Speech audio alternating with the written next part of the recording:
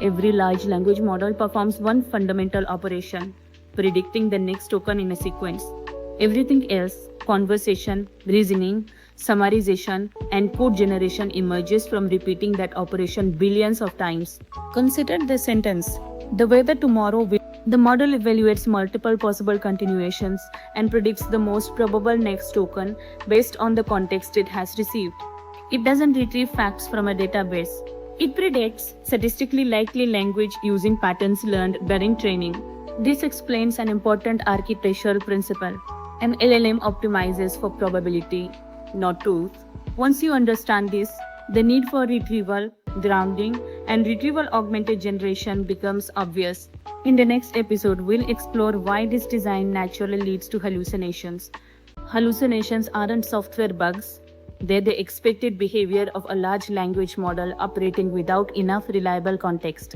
Every response begins with the information the model receives.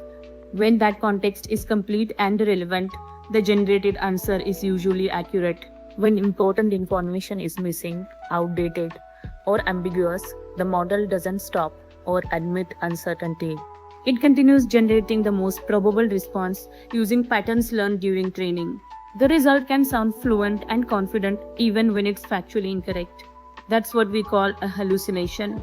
Enterprise AI systems don't solve this by replacing the model. They solve it by providing reliable context before generation begins. That architectural approach is called Retrieval Augmented Generation, or RAG. In the next episode, we'll see how RAG grounds an LLM with trusted enterprise knowledge and significantly reduces hallucinations. RAG, or Retrieval Augmented Generation, gives a large language model access to reliable knowledge before it generates a response. Without RAG, the model relies only on what it learned during training. If the required information isn't available, the response may be incomplete or even incorrect. With RAG, the process changes. A user's question is first matched against enterprise knowledge sources to retrieve the most relevant context. That retrieved context is then added to the prompt before it reaches the LLM. Instead of answering from memory alone, the model now generates a response using trusted information provided at runtime. The result is more accurate, more relevant, and significantly less likely to hallucinate. That's why RAG has become one of the foundational architecture patterns for modern enterprise AI systems. In the next episode, we'll explore the complete RAG architecture in detail. It begins when a user asks a question. Instead of sending that question directly to the LLM, the system first turns it into an embedding, a numerical representation of meaning. That embedding is used to search a vector database for the most relevant knowledge. The retrieved information is then combined with the original question to form an augmented prompt. Only then is the full request sent to the large language model. Because the model now has relevant context, it can produce a more grounded answer rather than relying only on what it learned during training. That retrieval first flow is what makes RAG such a powerful pattern in modern enterprise AI. In the next episode, we'll look at what embeddings are and how they enable semantic search. Embeddings are what makes semantic search possible. When you ask a question, an AI system doesn't search using the exact words you typed. Instead of, it converts your text into an embedding, a numerical representation of its meaning. Text with similar meaning produces embeddings that are located close together in mathematical space, even when the words themselves are completely different. That's why a search for annual leave policy can still find a document called Employee Vacation Guidelines.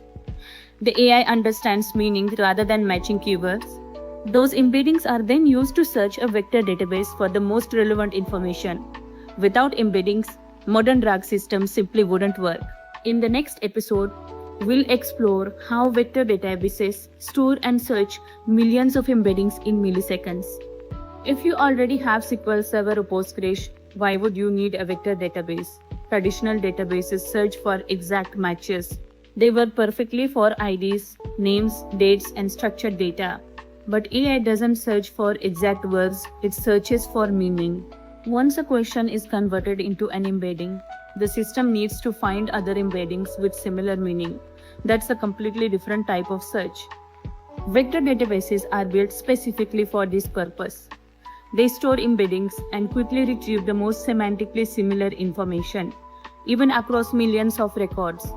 That's why every modern RAG system places a vector space between the embedding model and the large language model. In the next episode, we'll explore Model Context Protocol or MCP and how AI applications communicate with external tools.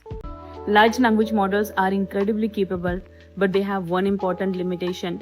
They cannot directly access your enterprise systems, databases, APIs, or business applications. Without a common standard, every integration requires custom code, making enterprise AI solutions difficult to scale and maintain.